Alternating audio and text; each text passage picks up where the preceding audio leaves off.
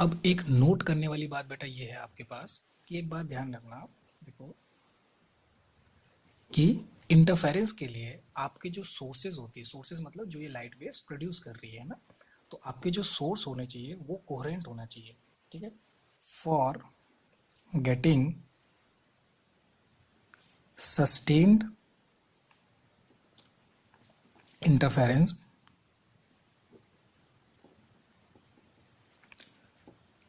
जो light source होती है मस्ट बी कोहेरेंट।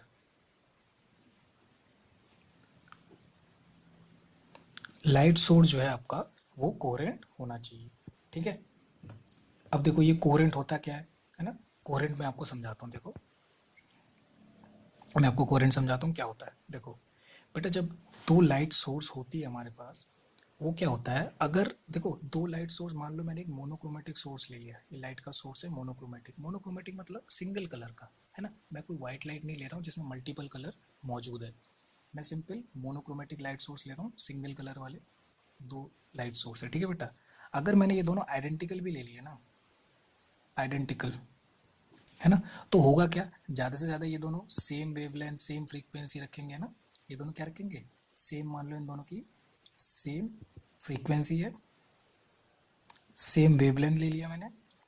सब जब मैं ऑल रिस्पेक्ट में आइडेंटिकल बोल रहा हूँ तो आप समझ जाओ ना, फ्रीक्वेंसी भी सेम होगी, वेवलेंथ सेम होगा, सब कुछ सेम होगा, जिस पे आप सवाल कर सकते हो सब सेम होगा, क्योंकि मैंने बिल्कुल आइडेंटिकल बोल दिया आपको, है ना।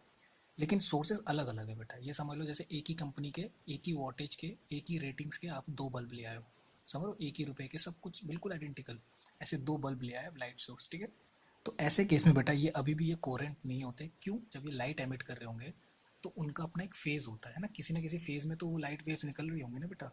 तो होता क्या है बेटा, ये जो फेज होता है ना वेव का, ये एक एटॉमिक फिनोमेना होता है। कहने का मतलब ये है, ये एटम्स के अंदर होता है। एक्चुअली आपको पता होगा एटम्स के अंदर, जैसे ये न्यूक्लियस है, इलेक्ट्रॉन लोअर से हायर ऑर्बिटल पे जाता है एनर्जी अब्जॉर्ब करके, फिर तुरंत कुछ समय बाद वो एमिट कर देता है रेडिएशन को, डिफरेंस ऑफ शेल की एनर्जी को, और वापस अपने ग्राउंड स्टेट पे आ जाता है। ठीक है ना, तो इस तरीके से ये लगातार चलते रहते हैं एटम के अंदर, एक्साइटेशन डी एक्साइटेशन ये सब चलता रहता है। तो इस दौरान ये जो वेव्स एमिट कर रहे हैं बेटा, यही हम लाइट के फॉर्म में ऑब्जर्व करते हैं। ओके, यही हम लाइट के फॉर्म में ऑब्जर्व करते हैं। तो होता क्या, ये एक रैंडम फिनोमेना है। ठीक है, ये एक रैंडम फिनोमेना है। आप इसमें बोल नहीं सकते हो कब कौन सी लाइट किस फेज में निकल रही है, क्योंकि ये तो डिपेंड करता है कि इलेक्ट्रॉन किस शेल से किस शेल पे जाएगा, जबकि वही डिसाइडेड नहीं है ना। अगर मान लो थर्ड शेल से इलेक्ट्रॉन फर्स्ट पे आना चाहता है, तो हो सकता है थर्ड से वो पहले सेकंड पे आए, फिर सेकंड से फर्स्ट पे आए, या थर्ड से डायरेक्ट फर्स्ट पे आ जाए। तो इस तरीके से बेटा रैंडमनेस भरपूर है। तो ओवरऑल मैं कभी भी गारंटीड ये नहीं बोल सकता हूँ जो मुझे इस बार लाइट वेव मिली है जो है फेज किस फेज में होगी वो, है ना। तो इसी तरीके से बेटा दो इंडिपेंडेंट सोर्स अगर आप ले लेते हो तो उनकी फ्रीक्वेंसी भले ही आपको सेम मिल जाएगी, वेवलेंथ भले ही आपको सेम मिल जाएगी, अगर आप आइडेंटिकल ले लोगे तो सब कुछ सेम मिल जाएगा, बट अभी भी ये फेज में डिफर करेंगे। फेज में डिफर करने का मेरा मतलब ये है, मान लो इनिशियली किसी फेज से निकला है, ये भी किसी फेज से निकला है, तो बाद में तो फेज डिफरेंस कांस्टेंट हो गया ना, है ना। अगर ऐसा आपको लग रहा हो, एक्चुअली कांस्टेंट फेज डिफरेंस ही होना चाहिए, कांस्टेंट फेज डिफरेंस ये मस्ट है। लाइट के बीच में, लाइट सोर्सेज के बीच में जो वेव प्रोड्यूस हो रही है उनके बीच का जो फेज डिफरेंस है वो कांस्टेंट रहना चाहिए समय के साथ, है ना। बट इसमें फेज डिफरेंस टाइम के साथ भी चेंज होता है। जैसे कि मैंने आपको बताया कोई भी रैंडम वेव ये प्रोड्यूस करेगा, ये कोई भी रैंडम वेव प्रोड्यूस करेगा, तो हमें पता नहीं है ना कौन किस फेज में कब कर रहा है। तो समय के साथ अलग अलग इनका फेज डिफरेंस कांस्टेंट नहीं रहता, कुल मिला के फेज डिफरेंस भी चेंज होता रहता है ना। तो इसीलिए हम क्या करते हैं, हमें हमेशा इंटरफेरेंस देखने के लिए एक कोहेरेंट सोर्स की ज़रूरत होती है। जो दो लाइट सोर्स होगी S1 और S2 दोनों के दोनों कोहेरेंट होने चाहिए। अब बेटा ये तो मैंने आपको कुछ दिक्कतें बताई दी, इसका मतलब है कभी भी हम दो अलग अलग कोहेरेंट सोर्स नहीं ऑब्टेन कर सकते, क्योंकि वो दोनों भले ही फ्रीक्वेंसी में सेम बन जाए, वेवलेंथ में भले ही सेम बन जाए, बट अभी भी जो उनका फेज डिफरेंस होगा ना दोनों वेव्स के बीच का, वो समय के साथ चेंज होता रहेगा। It would not be constant, है ना। तो ये दिक्कत आती है हमारे पास, ये बात ध्यान रखना। अभी इसको हम कैसे ओवरकम करते हैं वो हम आगे देखेंगे, यंग्स डबल स्लिट एक्सपेरिमेंट जो हम पढ़ेंगे उसमें देखेंगे, ठीक है ना। तो ओवरऑल अभी तक के लिए ये बात है कि हम दो अलग अलग सोर्स लेके कभी भी एक इंटरफेरेंस पैटर्न नहीं प्रोवाइड करा सकते, भले ही दोनों ही आइडेंटिकल हो। तो सर ऐसे तो दुनिया में तो इंटरफेरेंस हो रहा है, फिर और ये जो एक्सपेरिमेंट है वो भी इंटरफेरेंस के ऊपर है, तो कैसे किया होगा, इसका जवाब आपको थोड़ा आगे मिलेगा, ठीक है ना।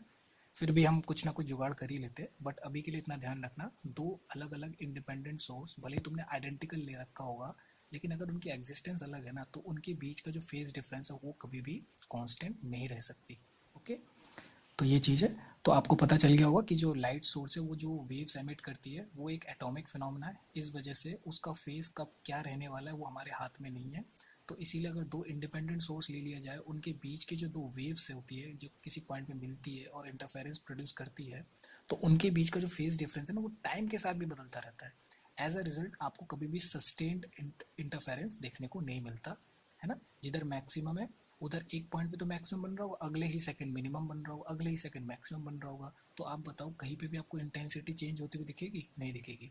तो ओवरऑल आपको हर जगह एक ही जैसी इंटेंसिटी देखने को मिलेगी, जो हमारा नॉर्मल लॉजिक कहता है कि दो दो तरफ से लाइट रेस को कहीं पे टारगेट करो तो यार वहाँ पे बहुत ज़्यादा ब्राइट नहीं बन जाना चाहिए। बट यहाँ पे क्या होता है, दो वेव्स आती है और उस जगह पे एक एग्जैक्ट पूरा रीजन में ब्राइट नहीं बनता, bright dark bright dark bright dark ऐसे ऐसे अलग अलग स्पॉट्स देखने को मिलते हैं, जबकि दोनों तरफ से आ रहे हैं, दोनों ब्राइट लाइट ही है ना। तो यही तो अलग है बेटा इंटरफेरेंस बाकी जो नॉर्मल सुपरपोजिशन से। ठीक है, चलो।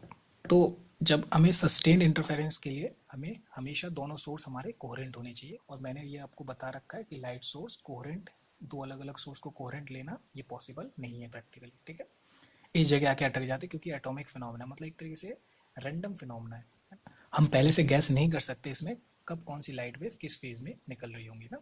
ठीक है, तो कुल मिला के अभी के लिए समझो, ऐसे लाइट सोर्स जिनकी फेज डिफरेंस समय के साथ चेंज नहीं होता है उनको हम कहते हैं कोहेरेंट सोर्स।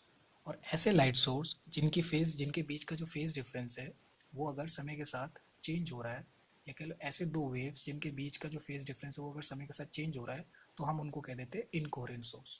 अब आपको समझ में आया कि मुझे कोहेरेंट और इनकोहेरेंट क्यों पढ़ाना पड़ा? क्योंकि बेटा सोर्स पे डिसाइड होती है इंटरफेरेंस देखने को भी मिलेगा या नहीं। ठीक है ना, अगर दोनों सोर्सेज आपके कोहेरेंट है तभी आपको इंटरफेरेंस देखने को मिलेगा। चलो इतनी बात आई होप हमें समझ में आती है।